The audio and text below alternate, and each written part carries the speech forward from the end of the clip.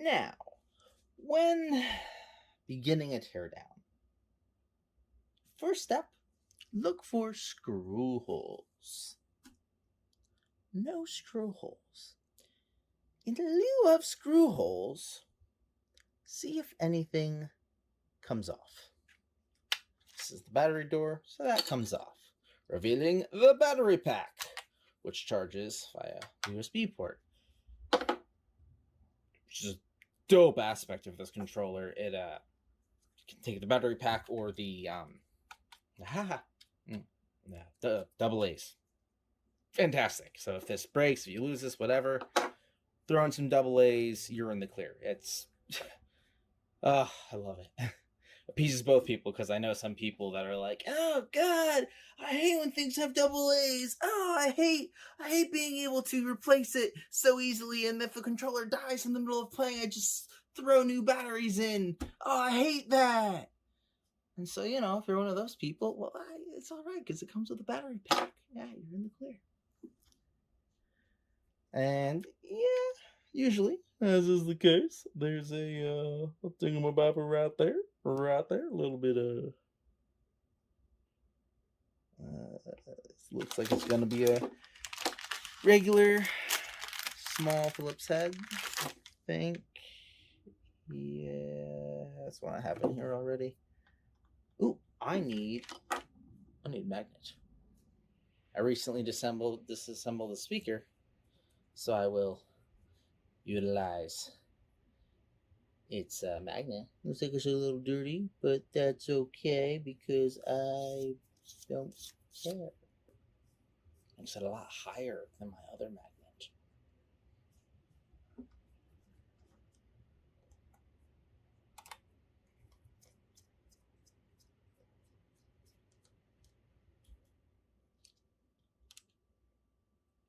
Ooh. Like stuck right up. The next step is to check for seams. So here we can see there's a seam. It goes. Come on, autofocus. There we go, autofocus. And it goes. And it goes down that way. And it splits off that way and that way. So this grip here should come off. I think this. It's best to try to get it off at first with your fingers. See if you can just get it off. But usually you can't, because friction fit is usually rather annoying.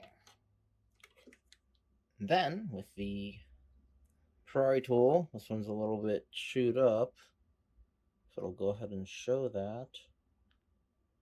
No, still not gonna. There we no, come on.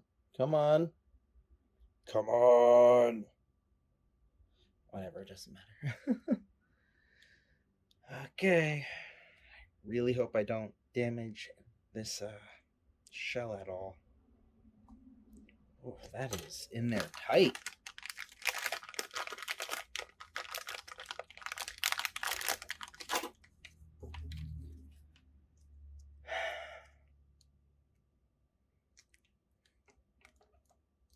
Oh my.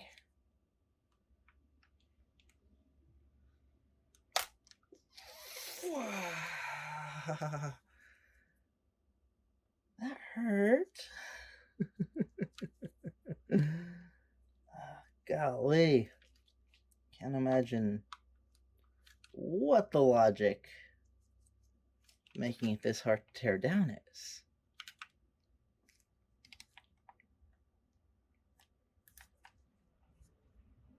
Jeez. Yeah, I'm already tearing up the finish a bit.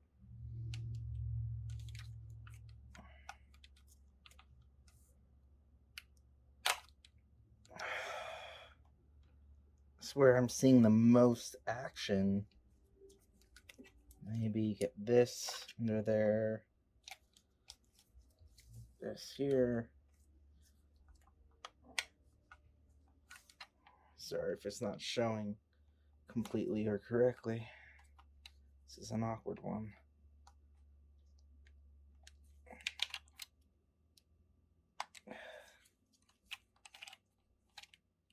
Wonder what the likelihood of me breaking this is.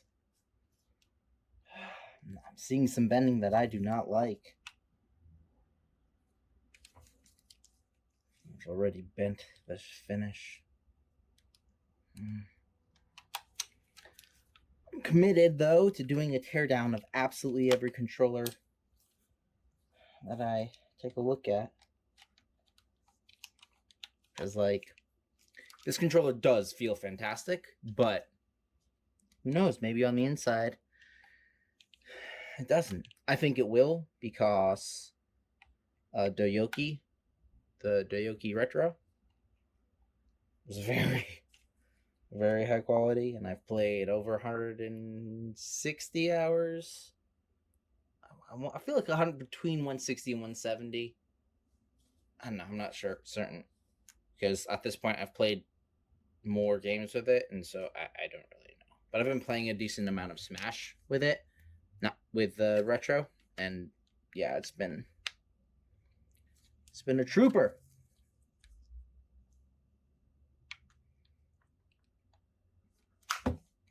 Wait.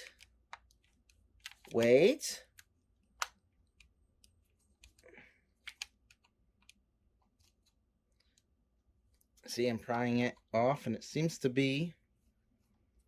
like it sort of clipped in.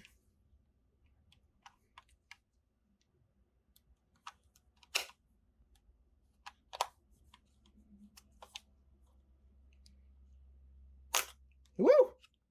There we go. All right, so it just takes a little bit of force. All right, you get that in right there.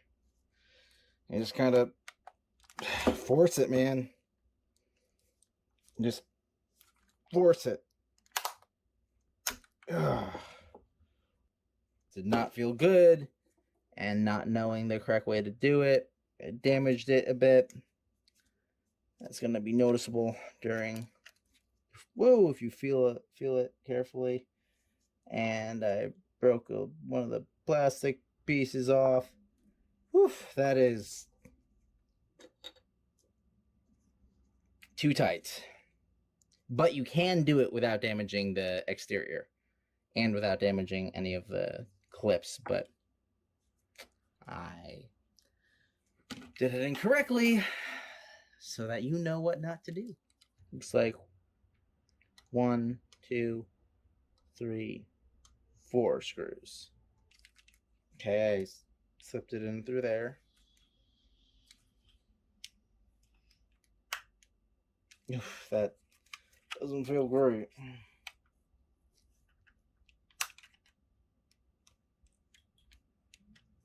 Slipping the end through there now.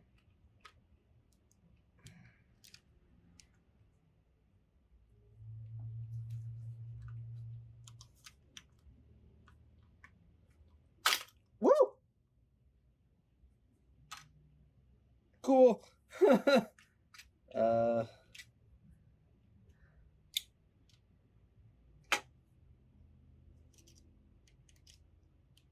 Pieces seem fairly well in place.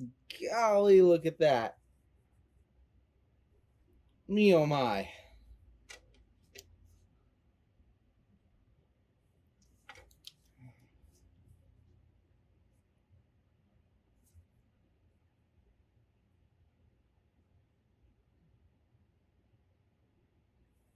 I mean, I really appreciate that all these buttons didn't come flying out. So they're held in pretty well, which is good. Here's your rumble. Just regular old school style rumble. The rumble felt good, though. The rumble, when you hold down the pairing button, which may be gone to... Oh, nope, look, it's built into there. Excellent. Look at that. When you hold that down, it rumbles as the notifier. So, yeah. All right, now let's get this board out.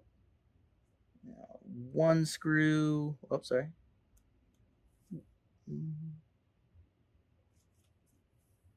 1 screw, 2 screw, 3 screw. That's all I see so far. Let you know if there are any more. Took those 3 screws out. Let's get these rumbles loose. Whoa. Okay, just be careful. There is another ribbon there. Alright, I think that's the switch for the modes. This right here is the switch for the modes. Alright, yep. Oofda. Okay, with this 1, 2, 3. There's a 4th one right there. Get those out. And that makes all that come out. Wow, that's pretty in there. I like that. I was not expecting that. That's pretty. Oofda. Okay. Interesting. All right. So here's how these work. See?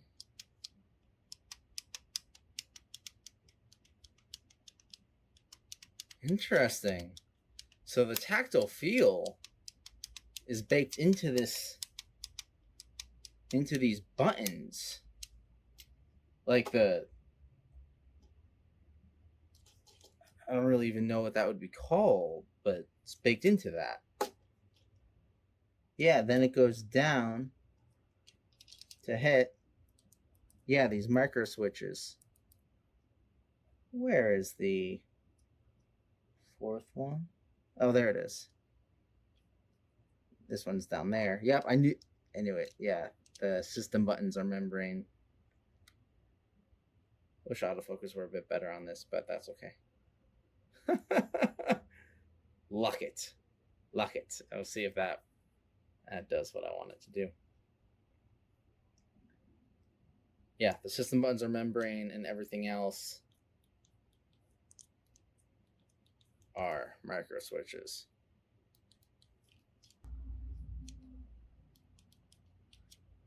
And yep, Hall effect triggers. Woo.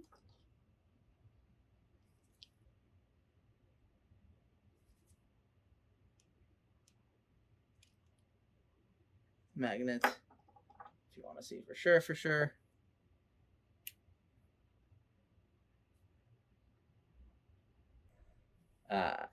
So yeah, Hall triggers, which is excellent.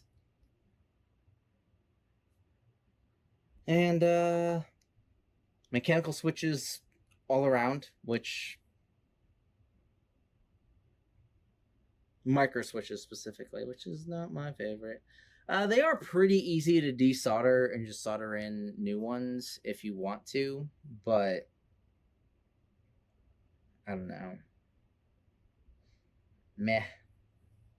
But it is interesting because the mechanical like keyboard feel is baked into that, which is interesting and cool. So yeah, I like that. And these are cheaper and more easy to get than the than the keyboard mechanical switches. So I'm into it. I'm definitely into how they did this. Now, let's check the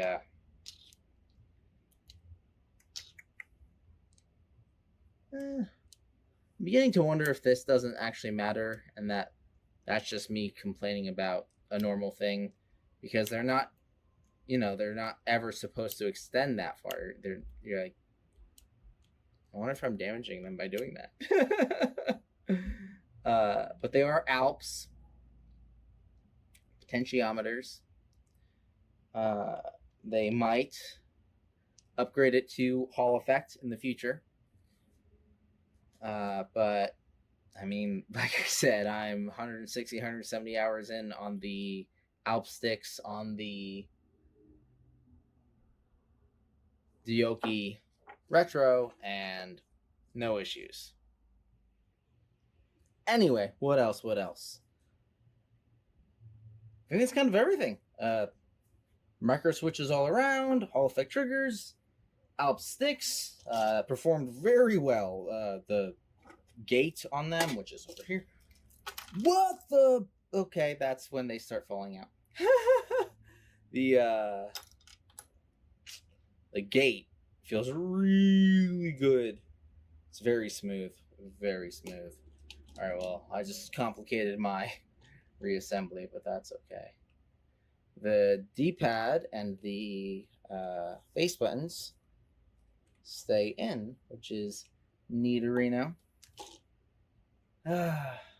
Yeah, interesting. Okay, so there's, on the D-pad, there's a membrane that goes in to hit the switches, which is interesting.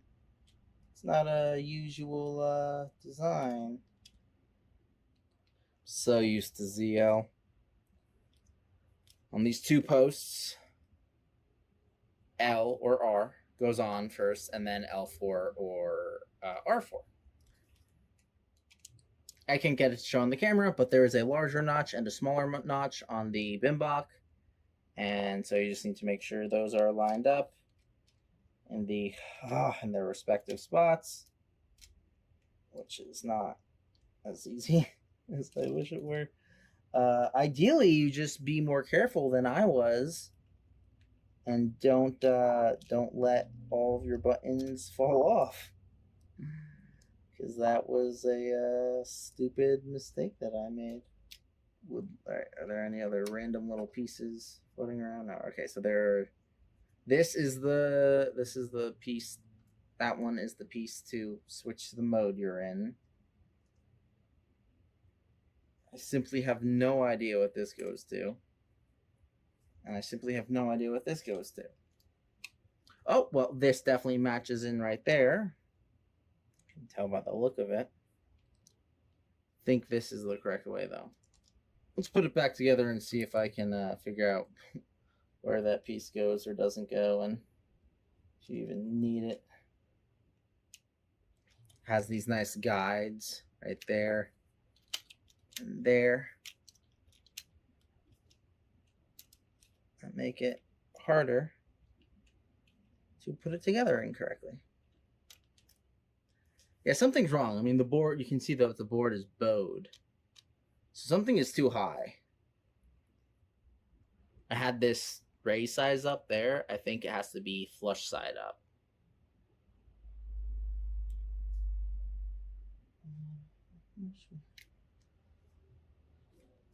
Yeah, it's totally supposed to be that way. And if you're not a fool, pay attention, it's obviously supposed to be that way. Because there's, see that outline there? It matches the raised portion. So, rather obviously, it's supposed to go in, and now everything will be copacetic and everything will be fine. Trial and error, friends. Trial and error. Oh, yeah, that's much better. The whole time it was just like, I don't know, man, this doesn't feel quite right. There's something wrong, but I guess I'll go with it. I don't know. I think this might just snap into place.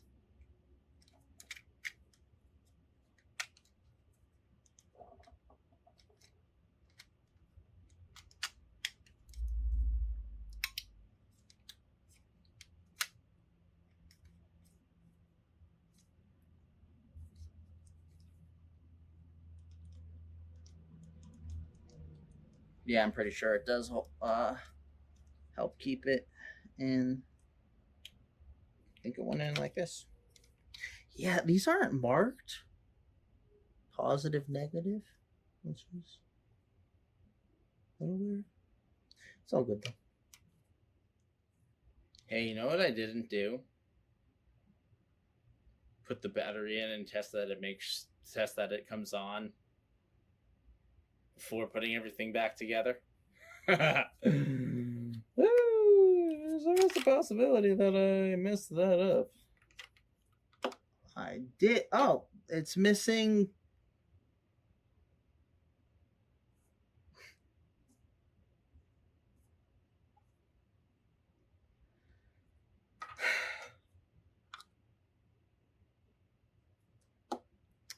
It's missing terminal connections. There really should be another piece of metal there. Piece of metal right there. 1, 2 to correspond to the 1, 2 over there. Yep, look at that. That would be it. Reno.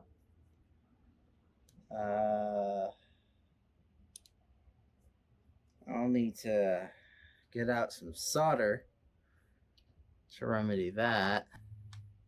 I'm not really a fan of dual guns, but I don't really want to do soldering either. So we're just gonna see where this goes. Do I have confidence in that as a fix? No.